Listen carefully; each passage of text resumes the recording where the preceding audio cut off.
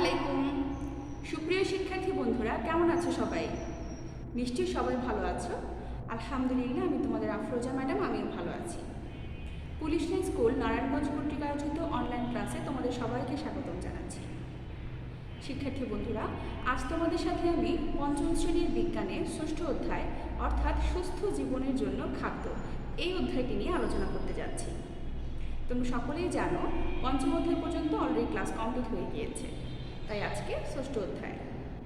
আচ্ছা বন্ধুরা, বলো তো দেখি খাদ্য আসলে কি? হ্যাঁ, খাদ্য খুবই গুরুত্বপূর্ণ একটি জিনিস। খাদ্য ছাড়া অথবা খাবার ছাড়া আমাদের জীবনের অনেকটা অংশই কিন্তু শূন্য শূন্য লাগে, তাই না?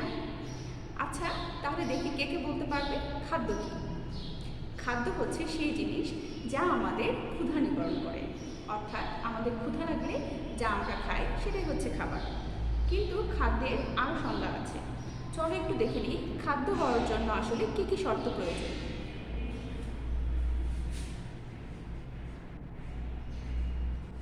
খাদ্য, ঠিক আছে। খাদ্যের প্রথম শর্তই হচ্ছে যা খেলে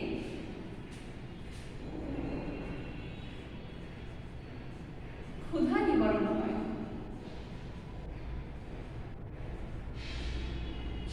এবং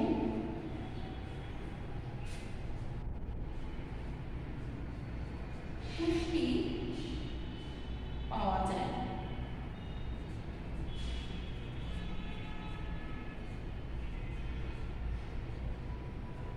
দুই নম্বর হতে পারে যা আমাদের দেহের বৃদ্ধি সাধন করে। খাবার না খেলে আমাদের শরীরে কিন্তু কোনো ধরনের বৃদ্ধি সংঘটিত হয় না। তাহলে অবশ্যই খাবার খেলে আমাদের দেহে বৃদ্ধি সংঘটিত হয়, যা খেলে যা আমাদের দেহে বৃদ্ধি সংঘটিত করে। হতে পারে যা দেহের রোগ প্রতিরোধ ক্ষমতা বৃদ্ধি করে। রোগ প্রতিরোধ ক্ষমতা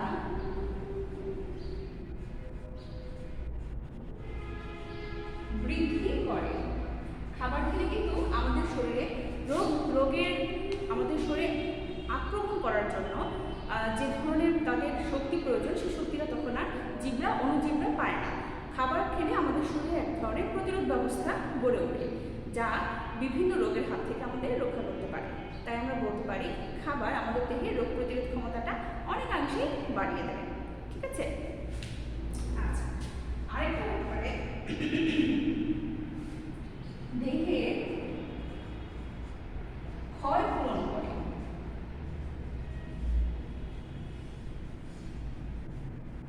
ক্ষয় পূরণ করে অর্থ হচ্ছে আমাদের দেহে বিভিন্ন জিনিসের ঘাটতি দেখা দিতে পারে, খাবার খেলে সেই ঘাটতিটা কিন্তু পূরণ হয়ে যায়, ঠিক আছে বন্ধুরা? আমি আরেকটি শব্দ দিচ্ছি, খেয়াল করবে। দেহে তাপমাত্রা নিয়ন্ত্রণ করে। দেহে তাপমাত্রা নিয়ন্ত্রণ করে, ঠিক আছে? দেহে তাপমাত্রাটা নিয়ন্ত্রণ করে। তাহলে দেখো, খাদ্য আমাদের জীবনে অনেক গুরুত্বপূর্ণ ভূমিকা পালন করে থাকে। কি কি ভূমিকা পালন করে থাকে? এক নম্বর হচ্ছে এটা খেলে আমাদের ক্ষুধা মিটে যায় এবং পুষ্টিও পাই আমরা এটা থেকে। দুই নম্বর হচ্ছে আমাদের দেহে বৃদ্ধি সংঘটিত হয়, অর্থাৎ আমাদের দেহে বাহ্যিক এবং আভ্যন্তরীণ বৃদ্ধি হয়। তিন নম্বর হচ্ছে আমাদের দেহে রোগ প্রতিরোধ ক্ষমতাটা অনেক বেড়ে যায়। রোগ প্রতিরোধ ক্ষমতাটা আমাদের অনেক বেড়ে যায়। চার নম্বর হচ্ছে দেহের ক্ষয় পূরণ করে। এবং 5 নম্বর হচ্ছে দেহের তাপমাত্রাটা নিয়ন্ত্রণে রাখে, অর্থাৎ তাপমাত্রাটা খুব বেড়েও যায় না এবং তাপমাত্রাটা খুব কমিয়েও নিয়ে আসে না।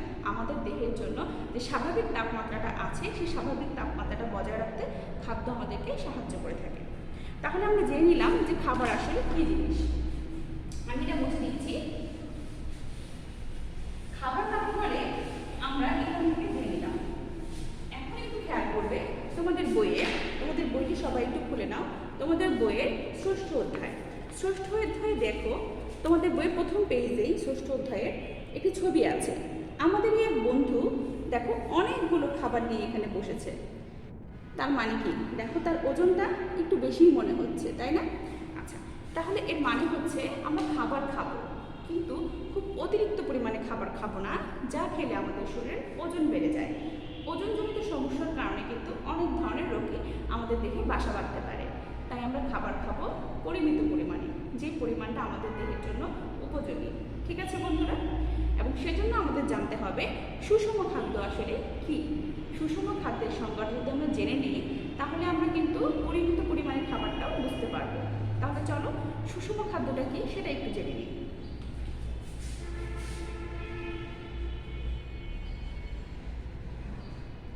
সুষম খাদ্য, সুষম খাদ্য জানার আগে আমাদের জানতে হবে যে খাদ্যের কয়টি উপাদান আছে। আমরা সবাই জানি, আমরা কিন্তু ক্লাস 4এও পড়েছি। খাদ্যের কয়টি উপাদান আছে বলো তো বন্ধুরা? হ্যাঁ, খাদ্যের 6টি উপাদান আছে। 6টি উপাদান খাদ্যের কি কি? আমার সাথে সাথে সবাইকে বলবে। শর্করা, আমিষ,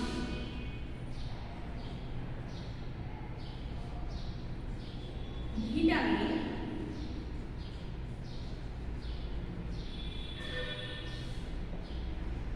খনিজ লবণ,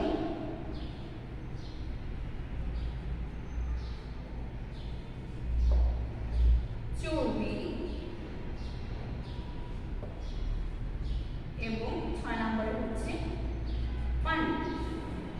ঠিক আছে?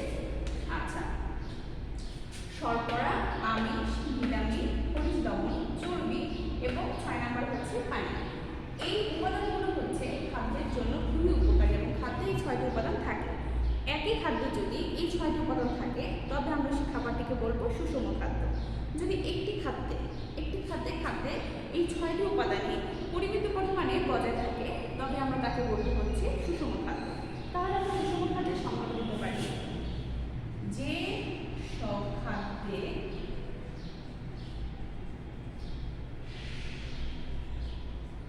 খাদ্যের 6টি উপাদানই পরিমিত পরিমাণে আমি নিজের অংশটুকু একটু মুছে দিচ্ছি।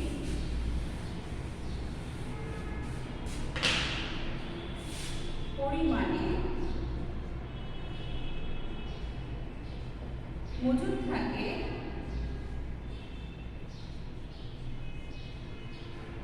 সেসব খাবারকে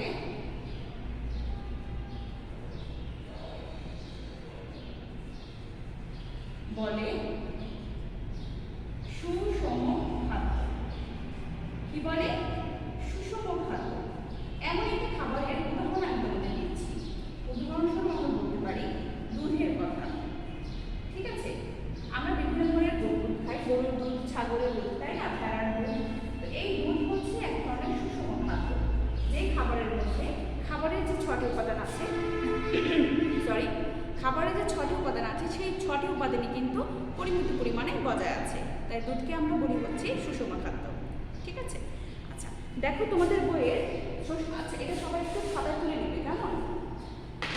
সুষম খাদ্যের প্রয়োজনীয়তাটা আসলে কি? সুষম খাদ্যের প্রয়োজনীয়তা সম্পর্কে তোমাদের বইয়ে সুন্দর করে এখানে দেয়া আছে। দেখো, সুস্থ সবল থাকার জন্য আমাদের সঠিক পরিমাণে পুষ্টি প্রয়োজন। কিন্তু প্রয়োজনীয় পুষ্টি যদি আমাদের শরীরের ভিতরে আমরা প্রবেশ না করে, অর্থাৎ না খাই, তাহলে কিন্তু আমাদের শরীরটা দুর্বল হয়ে যাবে। দুর্বল হয়ে গেলে কি হবে? দুর্বল হয়ে গেলে রোগ প্রতিরোধ ক্ষমতাটা কিন্তু কমে আসবে।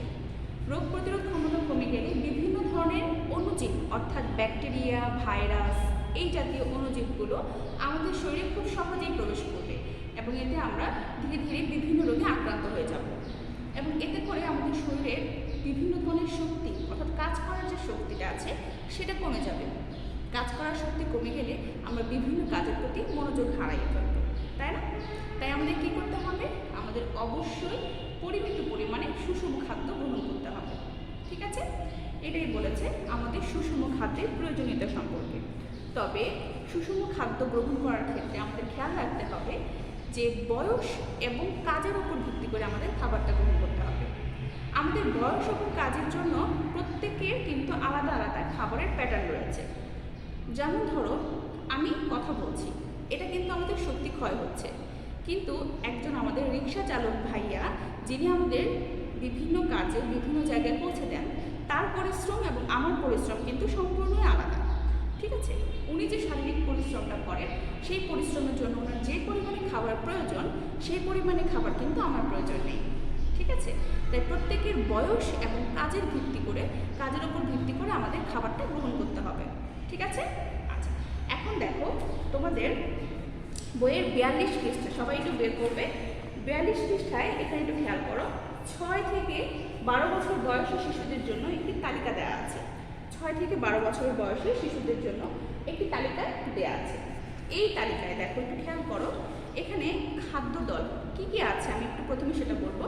এই তালিকায় আছে খাদ্য দল, খাদ্যের নমুনা, পরিমাণ এবং কতবার।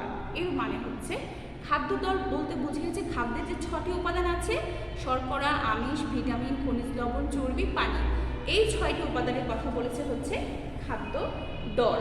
ঠিক আছে, এর পরের ধাপে আছে খাদ্যের নমুনা, অর্থাৎ কোন খাদ্য দলে কি কি খাদ্য আছে, কোন খাদ্য দলে কি কি খাদ্য আছে, কি কি খাদ্য আমরা গ্রহণ করব, সেই খাদ্যের নামগুলো হচ্ছে খাদ্যের নমুনা।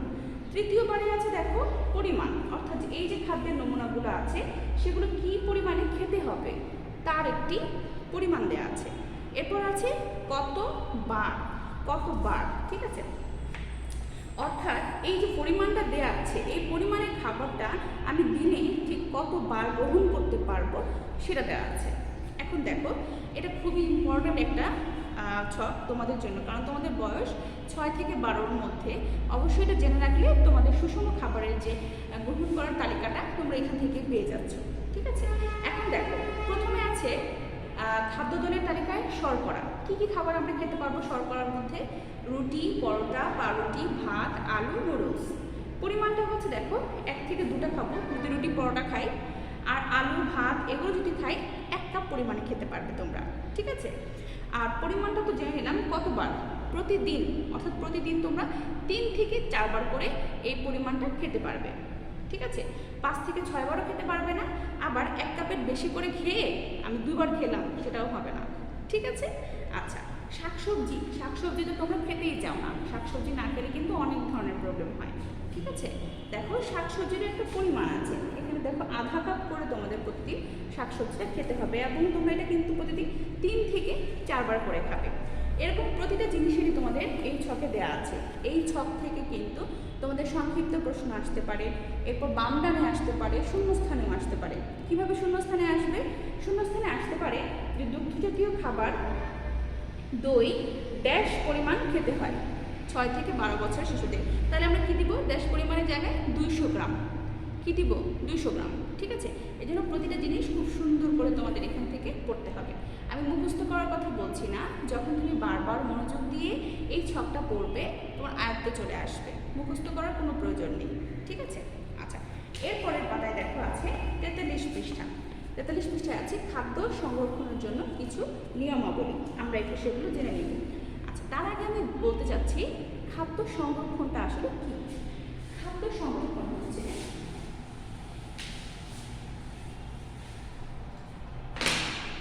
আমরা এখন বলছি হচ্ছে খাদ্য সংরক্ষণ। ঠিক আছে, আচ্ছা খাদ্য সংরক্ষণটা কি, অথবা আমরা কেনই বা খাদ্য সংরক্ষণ করব সেটা আগে জানা জরুরি। কারণ আমরা প্রতিনিয়তই তো বাজারে খাবার পাচ্ছি না। আচ্ছা, সেটা সত্য, খাবার আমরা পাচ্ছি বাজারে ঠিকই, কিন্তু যেমন ধরো অনেক সময় হয় না যে আমটা সারা বছর খেতে পারলে খুব ভালো হতো, হয় না? আচ্ছা, আবার এমনও হয় যে কেন যে বড়ইটা সারা বছর হয় না, তাই না? এরকম জিনিসপত্র বা যে কোনো জিনিসপত্র যেটা আমাদের প্রিয়, হ্যাঁ পছন্দের জিনিসপত্র, আমরা সারাক্ষণ খেতে চাই। তো এই ধরনের খাবারগুলো দেখা যায় যে একটি ঋতুতে হয়, সারা বছর জুড়ে হয় না। এই ধরনের ফলগুলো বা এই ধরনের সবজি বা এই ধরনের যে কোনো খাবার, চাল ডালও হতে পারে, এই খাবারগুলো কিন্তু আমরা বিভিন্ন উপায়ে সংরক্ষণ মানে মজুত করতে পারি, এবং এই মজুত করার পর যেন এগুলো নষ্ট না হয়ে যায় সেজন্য কিন্তু বিভিন্ন উপায় অবলম্বন করি। এই যে আমরা উপায়গুলো অবলম্বন করছি খাবারগুলোকে মজুত রাখার জন্য এবং বছরের সারা বছর খাবার জন্য, এই পদ্ধতিটাকে বলা হয় হচ্ছে খাদ্য সংরক্ষণ। এই পদ্ধতিটাকেই বলা হচ্ছে খাদ্য সংরক্ষণ। ঠিক আছে, বুঝতে পেরেছি? আচ্ছা, এখন দেখো এখানে খাদ্য সংরক্ষণের তোমাদের কতগুলো উপায় আছে। ঠিক আছে, তোমরা কিন্তু বই থেকেই সবগুলো উত্তর পেয়ে যাবে। বই থেকে যদি মনোযোগ দিয়ে রিডিংটা সুন্দর করে পড়ো লাইন বাই লাইন, দেখবে প্রত্যেকটা উত্তর যে কোনো জায়গা থেকে, বইয়ের বাইরে থেকে কিন্তু কখনোই তোমাদের কোনো প্রশ্ন করা হয় না। ঠিক আছে, সো তোমাদের অবশ্যই খেয়াল রাখতে হবে যে বইয়ের বাইরে যেহেতু প্রশ্ন হয় না, বইটা যদি আমি ভালো করে রিডিং করি তাহলে কিন্তু যে কোনো জায়গা থেকে প্রশ্ন করলে আমাকে আটকানো যাবে না। ঠিক আছে, দেখো এখানে কি আছে, খাদ্য সংরক্ষণের বিভিন্ন উপায় আছে। আমরা বিভিন্নভাবে খাদ্য সংরক্ষণ করে থাকি, তবে মাছ আমরা যেভাবে সংরক্ষণ করি, চাল ডাল কিন্তু একইভাবে সংরক্ষণ করি না। আবার আমটাকে আমরা যেভাবে সংরক্ষণ করব ঠিক একইভাবে কিন্তু মাছটাকে সংরক্ষণ করব না। ঠিক আছে, তাহলে চলো একটু দেখে নিই এখানে কি বলেছে। চাল ডাল গম ইত্যাদি রোদে শুকিয়ে সংরক্ষণ করা হয়। তোমরা অনেকেই দেখবে যাদের গ্রামে বাড়ি আছে তারা দেখবে যে চাল ডাল এগুলো সব রোদের মধ্যে মাটিতে সুন্দর করে ছড়িয়ে রোদে শুকানো হয়, এরপর এগুলো বছরের পর বছর সুন্দর করে সংরক্ষণ করা হয়। ঠিক আছে, এরপর ধরো আছে মাছ, মাংস, সবজি, ডাল, এগুলো ফল, এগুলো কিন্তু আমরা বিভিন্নভাবে সংরক্ষণ করতে পারি। আমরা ফ্রিজে রেখে সংরক্ষণ করতে পারি, অথবা মাছ মাংস না, আমি ফলের কথা বলছি। ফলগুলো কিন্তু আমরা যেমন ধরো আম, হ্যাঁ, বড়ই, তেঁতুল, এগুলো আমরা কি করি, এগুলো আমরা বিভিন্ন ধরনের আচার বানিয়ে ফেলি, তাই না? আচার বানিয়ে তারপর আমরা রোদে ভালো করে শুকিয়ে টুকিয়ে তারপর কিন্তু আমরা এগুলো সংরক্ষণ করে থাকি। তাহলে মাছের সংরক্ষণটা কী হবে, মাছের বা মাংসের সংরক্ষণটা হবে, এগুলো আমরা রোদে শুকিয়েও সংরক্ষণ করতে পারি, আবার দেখবে যে লবণ দিয়েও অনেক সময় সংরক্ষণ করা হয়ে থাকে, আবার ফ্রিজে রেখেও কিন্তু বরফ দিয়েও কিন্তু সংরক্ষণ করা হয়ে থাকে। ঠিক আছে, মাছ মাংসের সংরক্ষণটা বিভিন্নভাবে আমরা করতে পারি। আর ফলের সংরক্ষণও তো বললাম যে আচার বানিয়ে আমরা এটা সংরক্ষণ করতে পারি। ঠিক আছে, আচ্ছা, এগুলোই বলেছে। এছাড়া আমরা চিনি, সিরকা বা তেল দিয়ে জলপাই, বড়ই, আম ইত্যাদি অনেক দিন সংরক্ষণ করতে পারি। চিনি, সিরকা অথবা তেল দিয়ে, চিনি, সিরকা অথবা তেল দিয়ে কিন্তু আমরা বিভিন্ন ধরনের আচার বানিয়ে ফলগুলো সংরক্ষণ করতে পারি। ঠিক আছে, এছাড়াও কিন্তু আমরা বিভিন্ন ধরনের জ্যাম, জেলিও বানিয়ে থাকি, তাই না? জ্যাম, জেলি কিন্তু আমরা খাই, সকালে ব্রেডের সাথে খাই, তাই না? এগুলোও কিন্তু আমরা বিভিন্ন ফল থেকেই পেয়ে থাকি। এই ফলগুলো থেকে আমরা বিভিন্ন জ্যাম, জেলি, আচারের মাধ্যমে সংরক্ষণ করে থাকি। ওকে, তাহলে আমরা জেনে নিলাম যে কীভাবে আমরা বিভিন্ন জিনিস সংরক্ষণ করব বা খাদ্য সংরক্ষণের উপায়টা কী। এখন আমরা জেনে নিব খাদ্য সংরক্ষণের গুরুত্ব। আমরা উপায় জানলাম, খাদ্য সংরক্ষণের উপায়গুলো জেনে নিলাম। এই উপায় কিন্তু তোমরা 5টি শিখবে, উপায় 5টি শিখে ফেলবে। এরপরে আমরা শিখবো হচ্ছে গুরুত্ব, খাদ্য সংরক্ষণের গুরুত্ব, এটাও 5টি শিখে রাখবে।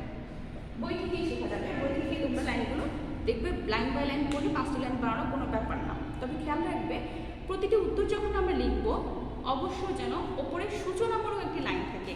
যেমন ধরো সূচনামূলক লাইন হিসেবে আমরা লিখতে পারি বছরে সবসময় সব ধরনের খাবার পাওয়া যায় না, তাই এই যে এখানে আছে, হ্যাঁ, তাই খাদ্যদ্রব্য নানাভাবে সংরক্ষণ করতে হয়। নিচে খাদ্য সংরক্ষণের বিভিন্ন উপায় দেওয়া হলো, লিখে তারপর আমরা কিন্তু লিখব। ঠিক আছে, আচ্ছা, খাদ্য সংরক্ষণের গুরুত্ব। খাদ্য সংরক্ষণের গুরুত্বটা আসলে কি? খাদ্য সংরক্ষণের গুরুত্ব হচ্ছে, দেখো, খাবার সংরক্ষণ অপচয় রোধ করে এবং দ্রুত পচন থেকে খাবারকে রক্ষা করে। খাবার সংরক্ষণ, আমরা যে খাবারটা অপচয় করি, ধরো বছরে একটা সময় প্রচুর পরিমাণে আম, জাম, কাঁঠাল এগুলো হলো, কিন্তু এটা সারা বছর খাওয়া যাচ্ছে না।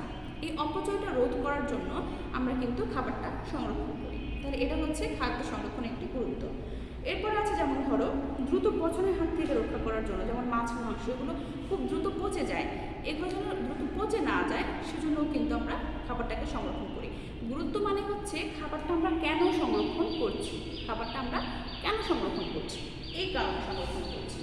খাদ্য সংরক্ষণ করলে ব্যাকটেরিয়া বা বিভিন্ন ধরনের অণুজীব যেগুলো খাবারকে পচিয়ে ফেলে সেগুলো কিন্তু খুব দ্রুত অ্যাটাক বা আক্রমণ করতে পারে না খাবারকে।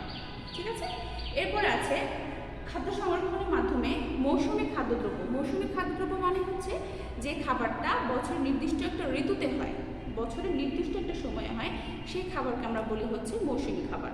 ঠিক আছে, তো মৌসুমী খাবারগুলো কিন্তু আমরা বছরে সারা বছর যেন খেতে পারি সেজন্যই কিন্তু আমরা খাদ্যটা সংরক্ষণ করে থাকি। ঠিক আছে, খাদ্য সংরক্ষণের মাধ্যমে মৌসুমী খাদ্যদ্রব্য সারা বছর পাওয়া যায়। এছাড়া খাদ্য সংরক্ষণের মাধ্যমে অনেক দূরবর্তী এলাকায় সহজেই খাবার সরবরাহ করা যায়। যেমন ধরো আমি দেশের বাইরে খাবার পাঠাবো, আমার একজন আত্মীয় দেশের বাইরে আছে, ওনার জন্য আমি খাবার পাঠাতে চাই, সেক্ষেত্রে কীভাবে পাঠাবো বলো তো? তখন আমরা কী করি, যে খাবারটাকে আমরা ফ্রিজে রেখে অথবা রোদে ভালো করে শুকিয়ে তারপর ভালো করে প্যাকেটজাত করে তখন দেশের বাইরে পাঠাই, তাই না? তো এই যে দূরবর্তী এলাকায় আমরা খাবারটা পাঠাচ্ছি, সেজন্য কিন্তু খাবারটা সংরক্ষণ করা খুবই গুরুত্বপূর্ণ, তাই না বন্ধুরা? আচ্ছা, এজন্যই বলেছে যে খাদ্য সংরক্ষণের গুরুত্ব কী? খাদ্য সংরক্ষণের গুরুত্ব হচ্ছে অনেক। আমরা খাবারটা অনেক দিন পর্যন্ত রেখে খেতে পারি, মৌসুমী খাবার সারা বছর খেতে পারি, দূরবর্তী এলাকায় পাঠানোর জন্য ব্যবহৃত হয়, বিভিন্ন জিনিসের পচনের হাত থেকেও রক্ষা করার জন্য ব্যবহৃত হয়। ঠিক আছে, তাহলে আমরা বুঝে নিলাম যে খাদ্য সংরক্ষণের গুরুত্বটা আসলে কী। আচ্ছা, এরপর দেখো যে সকল খাবার কম খাওয়া উচিত। কোন সকল খাবার আসলে কম খাওয়া উচিত? দেখো এখানে বিভিন্ন খাবারের ছবি দেওয়া আছে। এখান থেকে দেখো এখানে আছে হচ্ছে তোমাদের পিৎজা, বার্গার, হটডগ, হ্যাঁ, দুধ, তারপর হচ্ছে পপকর্ন, তারপর কোক, কলা, আপেল এবং বিভিন্ন ধরনের সুষম খাদ্যের এখানে একটি ভাতের সাথে শাক, মাছ এগুলো দেওয়া আছে। এখান থেকে কোন খাবারগুলো আমরা কম খাবো এবং কোন খাবারগুলো বেশি খাবো, চলো আমরা একটু পরের পাতায় দেখে নিই, অর্থাৎ 45 নম্বর পৃষ্ঠা। তোমরা 45 নম্বর পৃষ্ঠা খুলে দেখতে পাবে কোন কোন খাবার আমরা আসলে কম খাবো। দেখো এখানে আছে কৃত্রিম রং এবং রাসায়নিক পদার্থ মেশানো খাদ্য, জাঙ্ক ফুড। কৃত্রিম রং এবং রাসায়নিক পদার্থ মেশানো খাদ্য এবং জাঙ্ক ফুড। কৃত্রিম রং এবং রাসায়নিক পদার্থ মিশ্রিত খাদ্য, এই জিনিসটা আসলে কি? এই জিনিসটা হচ্ছে আমাদের খাবারটাকে অনেক বেশি লোভনীয় করার জন্য, আকর্ষণীয় করার জন্য কিছু অসাধু ব্যবসায়ী আছে, অর্থাৎ কিছু টাকা পয়সা বেশি ইনকাম করতে চায়, বেশি আয় করতে চায়, এরকম কিছু ব্যবসায়ী আছে যারা কম মূলধনে অনেক বেশি আয় করতে চায়। হ্যাঁ, তারা কি করে, খাবারটাকে অনেক বেশি কালারফুল করে ফেলে, অনেক বেশি রং দেয়, যে রংটা আমাদের শরীরের জন্য অনেক ক্ষতিকর, সেই রং ব্যবহার করে খাবারটা আমাদের কাছে পরিবেশন করে। তো এই খাবারটা দেখতে অনেক সুন্দর দেখায়, এই জন্য কিন্তু আমরা খাবারটা খুব লোভ নিয়ে খেয়ে ফেলি। যেমন ধরো এখানে আছে পেস্ট্রি, আইসক্রিম, বিভিন্ন রঙের মিষ্টি, আর এখানে কোন আইসক্রিম আছে। হ্যাঁ, এই খাবারগুলো খুব লোভনীয়, তাই না? এছাড়া দেখবে তোমাদের স্কুলের আশেপাশেও অনেক সময় দোকানে দেখবে আচার পাওয়া যায়, যে আচারগুলো খুবই কম দামি কিন্তু দেখতে অনেক সুন্দর। হ্যাঁ, তো এই আচারগুলোতেও কিন্তু রং মেশানো হয়। তো এই খাবারগুলো খেলে আমাদের যেমন পেটে বিভিন্ন ধরনের রোগের সৃষ্টি হতে পারে, যেমন ডায়রিয়া হতে পারে, আমাশয় হতে পারে। হ্যাঁ, এছাড়াও কিন্তু বিভিন্ন জীবাণু আমাদের শরীরে প্রবেশ করতে পারে। আর যে কৃত্রিম রঙের বা রাসায়নিক পদার্থের কথা বলছি, এই কৃত্রিম রঙটা আমাদের শরীরের জন্য বিভিন্ন ধরনের জীবাণু, এমনকি ক্যান্সারের রোগ কিন্তু বহন করে থাকে। এছাড়া আমাদের রাসায়নিক যে পদার্থটা ব্যবহার করা হয়, এগুলো কিন্তু চরম ক্ষতিকর, এগুলো আমাদের রোগ প্রতিরোধ ক্ষমতাকে একেবারেই কমিয়ে দেয়। তাই এই খাবারগুলো থেকে আমাদের অনেক দূরে থাকতে হবে। ঠিক আছে, আচ্ছা, এরপরে বলেছে জাঙ্ক ফুড। জাঙ্ক ফুড আসলে কি? জাঙ্ক ফুড হচ্ছে যে খাবারগুলোতে তোমাদের চিনির পরিমাণ অনেক বেশি থাকে এবং বিভিন্ন ধরনের লবণ ও চর্বি, চিনি, লবণ, চর্বি, যে তিনটা খাবার আমাদের আসলে অনেক কম খাওয়া উচিত, যে খাবারগুলোর কারণে আমাদের দেহের ওজন অনেক পরিমাণে বেড়ে যায়, এই খাবারগুলোই হচ্ছে জাঙ্ক ফুড। ঠিক আছে, খাবারগুলো যেমন সুস্বাদু কিন্তু ততটা সুষম নয়, সুস্বাদু বলে কিন্তু সুষম হয় না, তাই না? যেমন বার্গার, এটা খেতে খুবই মজা লাগে কিন্তু এটা কিন্তু সুষম খাবার না, সুস্বাদু খাবার, এবং এটি একটি জাঙ্ক ফুড। সমুচা আছে, চিপস আছে, হ্যাঁ, এগুলো কিন্তু সবই জাঙ্ক ফুড। এগুলো খেলে আমাদের ওজন বাড়বে, কোনো পুষ্টি হবে না শরীরে। খাবারের যে সংজ্ঞা আমি তোমাদের প্রথমে দিয়েছিলাম, সেই সংজ্ঞার কোনো সংজ্ঞাতেই জাঙ্ক ফুড পড়ে না।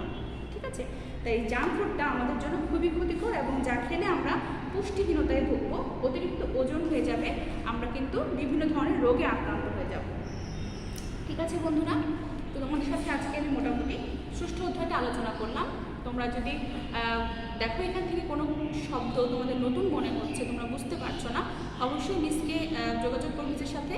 মিসের তো তোমাদের হোয়াটসঅ্যাপ নাম্বার তোমাদের সবার কাছেই আছে, অবশ্যই যোগাযোগ করে আমার কাছ থেকে তোমরা সলিউশন নিয়ে নেবে, ঠিক আছে? আজকে তাহলে এই পর্যন্তই, আগামী ক্লাস আবার দেখা হচ্ছে ইনশাল্লাহ। সেই পর্যন্ত সবাই সাবধানে থাকবে, সাবধানতাই কিন্তু সুস্থতার মূল মন্ত্র, ঠিক আছে? মিসের জন্য তো দোয়া করবে, তোমাদের জন্য রইল শুভকামনা। আল্লাহ হাফিজ তাহলে, আসসালামু আলাইকুম।